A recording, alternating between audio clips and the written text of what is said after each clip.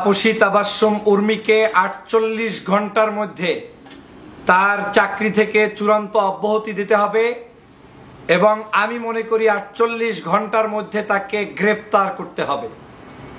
আপনারা জানেন ইতিমধ্যেই বৈষম্য বিরোধী ছাত্র আন্দোলনের বেগম রোকেয়া বিশ্ববিদ্যালয়ের ছাত্ররা ঘোষণা করেছে ব্লকেট কর্মসূচি।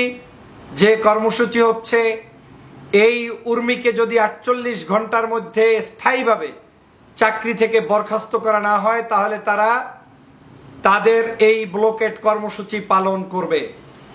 আপনারা জানেন যে কত বড় ধৃষ্টতা দেখিয়েছে এই উর্মি, যিনি লালমনিরহাট জেলা প্রশাসনে এই মুহূর্তে কাজ করছেন সহকারী কমিশনার হিসেবে, এবং তিনি বাংলাদেশের গত কয়েকদিন আগে সংগঠিত হওয়া যে মুক্তিযুদ্ধ হয়েছে, যেটাকে আমরা দ্বিতীয় মুক্তিযুদ্ধ হিসেবে স্বীকৃতি দিচ্ছি, মানুষ বলছে এবং এদেশের আপামর জনতা মেনে নিয়েছে, সেই জুলাই বিপ্লব এবং ৫ই আগস্টের শেখ হাসিনা যে পালিয়ে গিয়েছে সেই বিষয়টাকে আজকের উর্মি অন্যভাবে উপস্থাপন করার চেষ্টা করছে।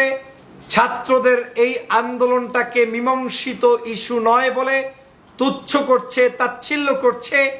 এমনকি এই ছাত্র আন্দোলনের প্রথম শহীদ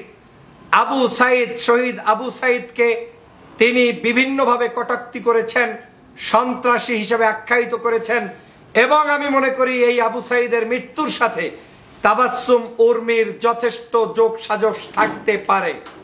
কারণ এই ধরনের পুলিশ অফিসার, এই ধরনের প্রশাসনিক অফিসার, এই ধরনের সরকারি কর্মকর্তারাই মূলত বাংলাদেশের যে সকল জায়গায় মানুষদেরকে খুন করা হয়েছে তার সাথে জড়িত, কারণ একমাত্র হাসিনার দোসর ছাড়া কেউ জড়িত থাকতে পারে না।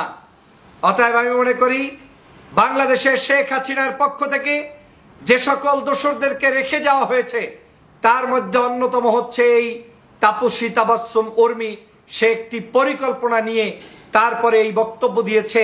ডক্টর মোহাম্মদ ইউনূস সাহেবের যে রিসেট কর্মসূচি ঘোষণা করেছেন, তিনি যে বলেছেন বক্তব্যে যে বাংলাদেশকে বিনির্মাণ করতে হলে সমগ্র জায়গায় রিসেট করতে হবে, এই রিসেটটাকে তিনি কটূক্তি করে আবার আওয়ামী লীগের দোসরদেরকে বসাতে চেয়েছেন, ইতিহাসকে বিকৃতভাবে উপস্থাপন করেছেন। ১৯৭১ সালের স্বাধীনতাটাকে বংশীয় স্বাধীনতায় রূপান্তরিত করতে চেয়েছেন, যে কারণে তিনি রাষ্ট্রদ্রোহিতা করেছেন বলে আমি মনে করি।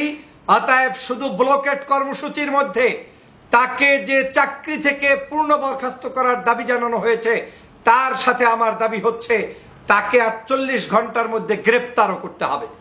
প্রিয় ভাইরা, দ্রুত লাইভটি শেয়ার করে, বক্তব্যটি শেয়ার করে জনগণকে জানিয়ে দিন যে এই দোসরদেরকে যদি এখন গ্রেপ্তার করা না হয় তাহলে বাংলাদেশের শেখ হাসিনার ফ্যাসিবাদের দোসররা বিভিন্ন কানাকাঞ্চিতে বসে এরকম উস্কে দেবে এবং বাংলাদেশের ১৫০০ শহীদদের রক্তের সাথে তামাশা করবে। তাবাসসুমদের কত বড় সাহস যে বাংলাদেশে ১৫০০ মানুষকে শহীদ করেছে, তারপরেও তাদের উপরে তাদেরকে কটূক্তি করে তাদের এই শহীদের রক্তের উপরে প্রতিষ্ঠিত বাংলাদেশের স্বাধীনতার সময় সরকারের বেতন নিয়ে চাকরি করে, এটা কোনোদিন মেনে নেওয়া যায় না। অতএব সাবধান হয়ে যান। বাংলাদেশে ফ্যাসিবাদের দোসর যারা আছে প্রত্যেককে মূলোৎপাটন করতে হবে এবং সবাইকে প্রশাসনের জায়গা থেকে বের করে খুঁজে এনে তারপরে শাস্তির আওতায় আনতে হবে।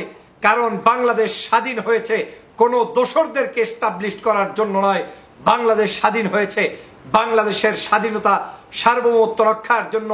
শিক্ষক, সুধী ছাত্র জনতা, কৃষক, শ্রমিক জনতা, হিন্দু, মুসলিম, বৌদ্ধ, খ্রিস্টানদের একটি সুন্দর রাষ্ট্র কায়েমের জন্য বাংলাদেশ স্বাধীন হয়েছে। এদেশের সিপাহী জনতা বিপ্লব অর্জন করে বাংলাদেশকে রক্ষা করবে। সেজন্য এই দেশ তাবাসসুমদের মতো স্পর্ধা দেখানোর জন্য তৈরি হয়নি, যারা বাংলাদেশে ঘাপটি মেরে ১৫০০ খুনির শেখ হাসিনার শাসনকে মেনে নিবে আর বাংলাদেশে আজকের স্বাধীনতার ইতিহাসকে বিক্রি করবে, সেটা হতে পারে না।